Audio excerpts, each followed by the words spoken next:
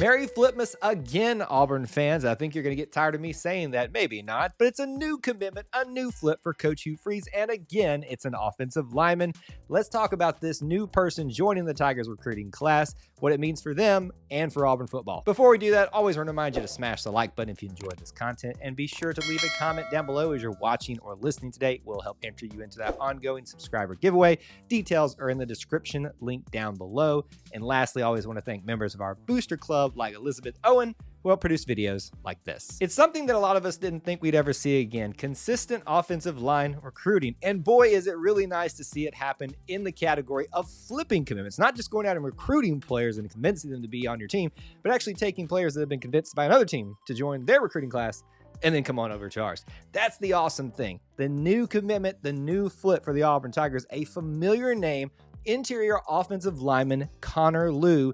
That one should ring a bell for you. Connor Lew is a 3 to 4 star offensive lineman and interior offensive lineman from Kennesaw, Georgia, from Kennesaw Mountain High School. And again, as I said, this guy is a flip from Miami. The Hurricanes have lost one to the Tigers after they kind of initially stole one from us to begin with. We'll talk about that in just a second, but he's the 5th overall flip of this cycle holistically, and I think it's like the 3rd or 4th one for Hugh Freeze alone at this point. So what convinced Connor Lew to come back to the Tigers after committing to the Miami Hurricanes? Well, there was this big recruiting weekend just a few days ago. He was part of it, and only a few days later decides to decommit from the Hurricanes and commit to the Tigers. Now, let's take that story back a little bit further to the initial part of his commitment, because he committed to Miami on August 5th, right before the fall football season got started for him in high school and college as well. He was actually a very high-profile commit that Auburn was hoping to get to kind of kick off their fall recruiting cycle,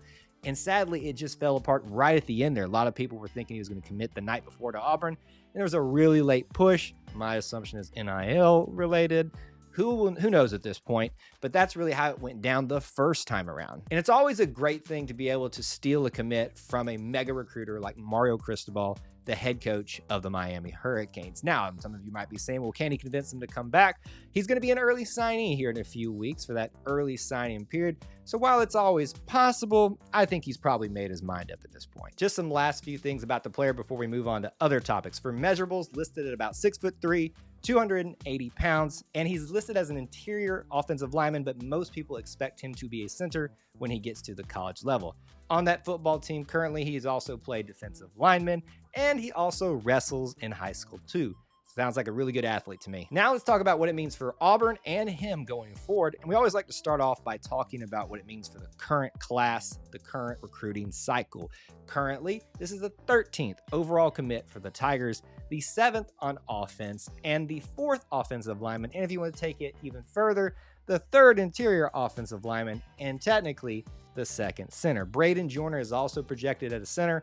We'll see what happens when they both get on campus. Now let's talk about his future. What does it mean for potential playing time and those sorts of things? Well, as we all know, we're losing everybody on the offensive linemen, centers included. There's really only going to be, for sure right now, one center left on the roster that saw significant playing time, and that is Tate Johnson. There's maybe one more that might stick around, but right now it looks wide open for all offensive linemen, but especially at the center position to maybe start or just earn some playing time in the next season. I always like to mention battleground stuff, battleground states when we talk about recruiting videos. This is the state of Georgia, one of our big 3 that we always talk about: Alabama, Georgia, and Florida. It's always nice to go in there to that state, our neighbor, and steal one out of there, really steal one back, since Miami came and got this one from us the first time. And finally, what does it mean for the recruiting cycle for the offensive line unit? Now, if you think about it, you got 3 interior offensive linemen and 1 offensive tackle for the outside. That would stand to reason that if you just want to complete an offensive line, you want to expect at least 1 more offensive tackle. It would not shock me for us to have multiple more, but even go into the transfer portal to continue to build that depth back up. So there's my thoughts on your brand new flip and commit, Connor Lew, for the 2023 class. Would love to know your thoughts down in the comments section below. Make sure you do that so you enter into that ongoing subscriber giveaway. And hey, be sure to subscribe if you haven't done that. It's part of the process for that giveaway too. Check out those links in the description for ways that you can help support our content. We appreciate you being here at E2C Network, where we share the whole Auburn experience. War Eagle.